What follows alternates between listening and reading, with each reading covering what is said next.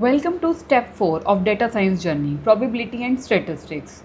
Most data scientists can build a model, but very few can explain why it works and why it fails. The gap comes down to probability and statistics. This is step 4 and this is where beginners either level up or stay stuck forever. Every machine learning model output is not a fact, it is a probability. Like a spam filter doesn't say that this is a spam, it says that there are 94% chance it is a spam. That 94% is probability at work. And statistics answers the bigger question. Does this pattern I see in my data actually mean something or it just a noise? Without statistics, you are just guessing. With statistics, you are deciding. And that is the difference between junior analyst and a senior data scientist.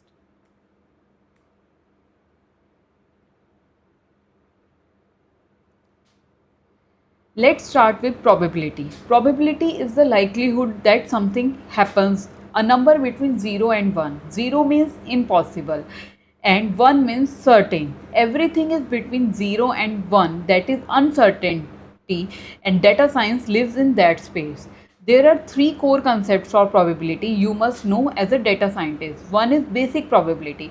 Like if I flip a coin, probability of coming heads is 0.5. Similarly, probability of coming tails is 0.5. Isn't simple? Now apply this thinking to data science. What is the probability that a customer will churn this month based on their behavior?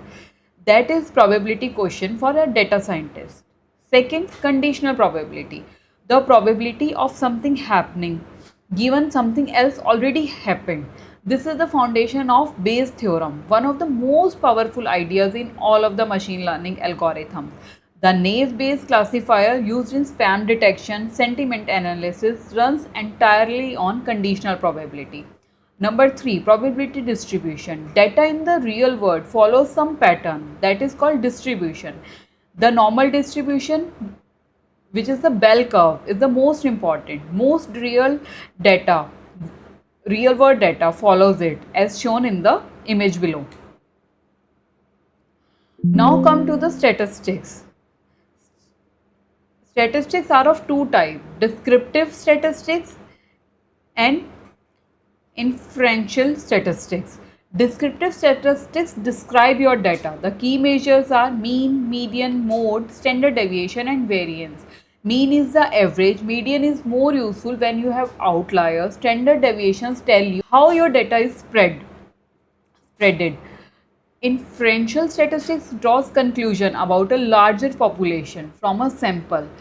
This is how a entire survey works. You can ask 1,000 people a question and use statistics to infer what 1 billion people think. The most important tool here is hypothesis testing. You state a hypothesis. The new model is better than the old one, and the p-value in statistics tell you if your result is real or just random chance. If p is less than 0.05, your result is statistically significant. If not, you cannot trust it.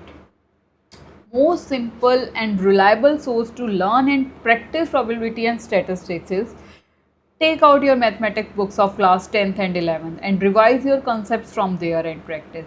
You can learn other mathematical concepts as well, like linear algebra, matrix, coordinate geometry and calculus, which we have covered in our last video. Let me show you a probability and statistics demo in Python, because theory without code is just reading a notebook. So here is a code, simple Python code, where we are creating random data of size 50 and we are calculating the descriptive statistics for it, like mean, median, standard deviation and variance. See, here it is calculated and we are using SciPy library to calculate the p-value and to check if data looks normally distributed or not. See, here we get the result of all of this and data looks normally distributed according to it. Now let's draw this data and see if it actually normally distributed or not, and we can define our mean and standard deviation as well in the graph. Here is the sample code for that. I will upload all of this code on my GitHub and share the link in the description box. To see, this is the data we have created. Normal distribution curve is drawn here. The blue line defines the mean, and these are the standard deviations, 1, 2 and 3 standard deviations, which you can read in detail in the blog I have written on my website regarding statistics. I have posted both my detailed blogs on probability and statistics on my website. You can check them out. I will post the links in the description box. Here is your complete roadmap for probability and statistics for data scientists.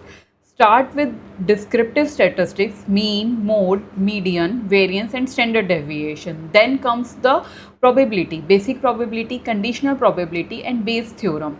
These are the foundations of our machine learning algorithms. Then comes the distributions, normal distribution, binomial distribution and Poisson distribution. Then comes inferential statistics, hypothesis testing, confidence intervals and p-values.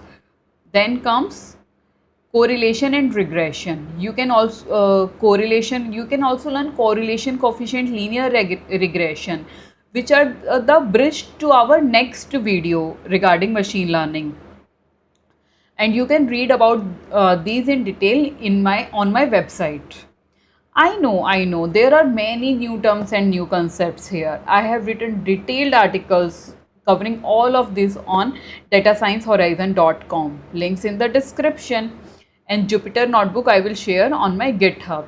Study it in detail and understand the concept and start applying on data. Comment if you want any detailed video on any of this concept in simplified manner. I will make detailed video for you. If this video helped you understand why probability and statistics matter in data science, give it a thumbs up. It tells me to keep the series going. Now our next step, number 5, is data analysis and visualization using Matplotlib and Seaborn, where everything from step 1 to step 4 comes together. Follow Data Science Horizon so you don't miss the next video. Thank you.